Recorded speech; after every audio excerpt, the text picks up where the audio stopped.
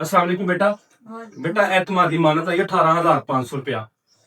जिन लोगों ने बेटा ये भेजा है, आपने उनके लिए दुआ करनी है, अपनी वालदा को खोलनी है, वो भी आप लोगों के लिए दुआ करें। और बेटा आपके क्या जज्बात हैं, आपकी जिंदगी पहले कैसी थी और अब कैसी है, ये बताओ प्लीज जरा थोड़ा ख्याल है।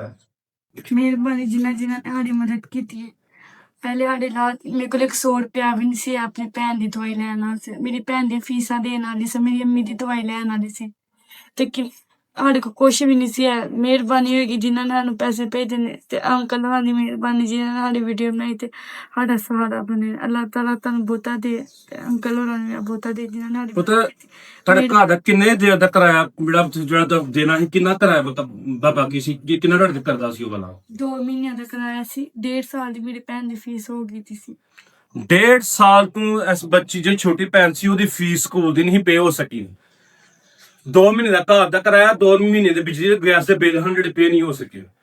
ਅਲਹਮਦੁਲਿਲਾ ਅੱਜ ਪੁੱਤ ਤੁਹਾਡੇ ਸਿਰ ਤੇ ਕੋਈ ਕਰਜ਼ਾ, ਅੱਜ ਕਿਸੇ ਕਿਸਮ ਦਾ ਕੋਈ ਇਹਨਾਂ ਸਿਰ ਤੇ ਕਰਜ਼ਾ ਨਹੀਂ ਹੈ। ਫੀਸਾਂ ਸਕੂਲ ਦੀਆਂ ਪਿਛਲੇ 1.5 ਸਾਲ ਦੀਆਂ ਪੇ ਹੋ ਗਈਆਂ ਨੇ, ਮਕਾਨ ਦੇ ਕਿਰਾਏ ਤੇ ਕੀਤੇ ਨੇ, ਬਿਜਲੀ ਦਾ ਬਿੱਲ ਤੇ ਕੀਤਾ, ਸਭ ਕੁਝ ਐਵਰੀਥਿੰਗ ਹੋ ਗਿਆ।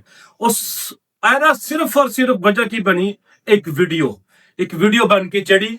ਅੱਲਾਹ ਤਾਲਾ ਨੇ ਵਸੀਲੇ ਵਸਾਇਲ ਬਣਾਏ, ਅੱਲਾਹ ਤਾਲਾ ਨੇ ਭੈਣ ਭਰਾ ਮਦਦ ਲਈ ਭੇਜੇ, ਅੱਲਾਹ ਤਾਲਾ ਨੇ ਉਹਨਾਂ ਦਿਲ 'ਚ ਰਹਿਮ ਪੈਦਾ ਕੀਤਾ, ਮਦਦਗਾਰ ਹੋ।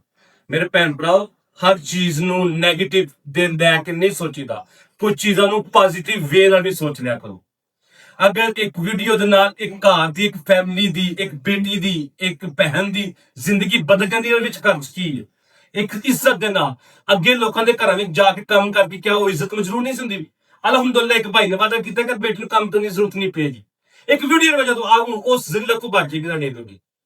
ਲਿਆਦਾ ਕੋਈ ਵੀ ਚੀਜ਼ ਹੁੰਦੀ ਹੈ ਤਾਂ ਉਹਨੂੰ ਥੋੜਾ ਜਿਹਾ ਸਟੱਡੀ ਕਰ ਲਿਆ ਕਰੋ, ਥੋੜਾ ਦੇਖ ਲਿਆ ਕਰੋ ਕਿ ਉਹ 'ਚ ਮੈਸੇਜ ਪੋਜ਼ਿਟਿਵ ਹੈ ਕਿ ਨੈਗੇਟਿਵ ਹੈ। ਔਰ ਸਭ ਤੋਂ ਵੱਡੀ ਗੱਲ, ਬਸ ਆਪਾਂ ਨੂੰ ਰਾਜ਼ੀ ਨਹੀਂ ਕਰ ਸਕਦੇ। ਜਿਹੜਾ ਇਨਸਾਨ ਨੈਗੇਟਿਵ ਸੋਚ ਵਾਲੇ ਨੇ ਉਹਨੂੰ ਕਿਸੇ ਤਰੀਕੇ ਨਾਲ ਕੋਈ ਇਨਸਾਨ ਰਾਜ਼ੀ ਨਹੀਂ ਕਰ ਸਕਦਾ। ਉਹ ਜਿਹੜਾ ਐਸੀ ਕੰਮ ਕਰ ਰਹੇ ਕਿਸੇ ਇਨਸਾਨ ਨੂੰ ਰਾਜ਼ੀ ਕਰਨ ਲਈ ਕਰਦੇ ਪਏ, ਅੱਲਾਹ ਰੱਬੁਲ ਇੱਜ਼ਤ ਉੱਤੇ ਬੈਠਾ ਹੈ, ਸਾਡਾ ਫੈਸਲਾ ਉਹ ਕਰੇਗਾ। ਅਸਾਂ ਆਪਣੇ ਰੱਬ ਦੀ ਰਜ਼ਾ ਲਈ ਕੰਮ ਕਰਨਾ ਔਰ ਇਨਸ਼ਾਅੱਲਾ ਕਰਦੇ ਰਵਾਂਗੇ। ਐਸੇ ਤਰ੍ਹਾਂ ਅਸੀਂ ਕਈ ਫੈਮਲੀਆਂ ਦਾ ਹੋਰ ਵੀ ਜ਼ਿੰਦਗੀ ਬਦਲਣ ਦੀ ਕੋਸ਼ਿਸ਼ ਕਰਾਂਗੇ। ਵਸੀਲੇ ਵਸਾਇਲ ਮੇਰਾ ਰੱਬ ਬਣਾਏਗਾ। अस्सलाम वालेकुम व रहमतुल्लाहि व बरकातहू।